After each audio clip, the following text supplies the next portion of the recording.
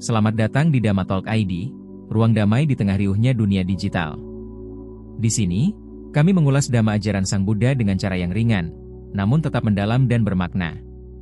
Bukan sekadar berkata-kata atau beretorika, tapi percakapan hati tentang kehidupan, penderitaan, kebahagiaan, dan jalan keluar dari semua itu. Jadi, yuk duduk sebentar, tarik napas, dan klik subscribe. Ingat jargonnya. Ngobrol Dhamma, nyentuh hati.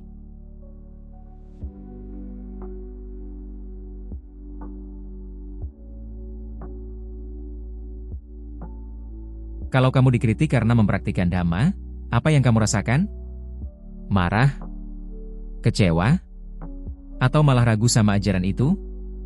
Tenang, ternyata, 2600 tahun lalu, Sang Buddha sudah menyikapi hal ini dengan sangat jernih dalam salah satu khotbahnya yang paling filosofis, Brahmajala Sutta, atau jaring tertinggi.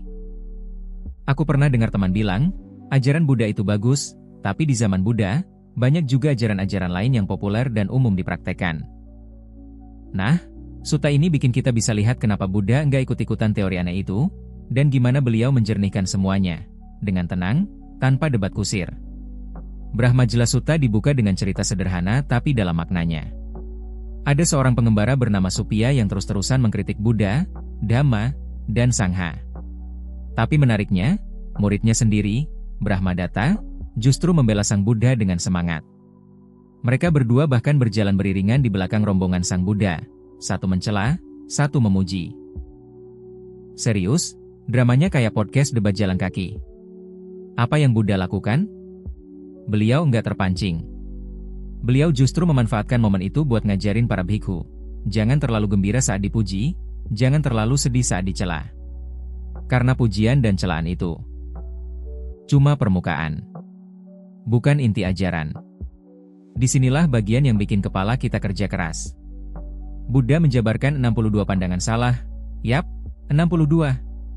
Mulai dari yang percaya dunia ini kekal abadi, sampai yang bilang hidup cuma sekali dan langsung lenyap. Semua pandangan ini, kata Buddha, muncul karena manusia terjebak dalam kontak indriawi.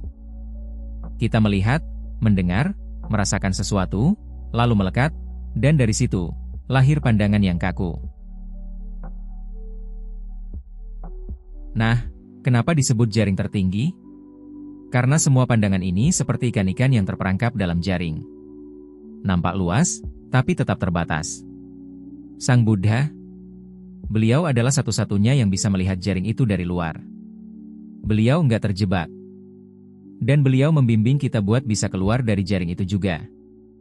Jadi, buat kita hari ini, ketika ketemu orang yang suka ngejek, mencela, mencaci maki atau bahkan bikin teori-teori spiritual yang aneh-aneh, yang tidak berdasar, dan cenderung membuatmu bingung, tenang aja.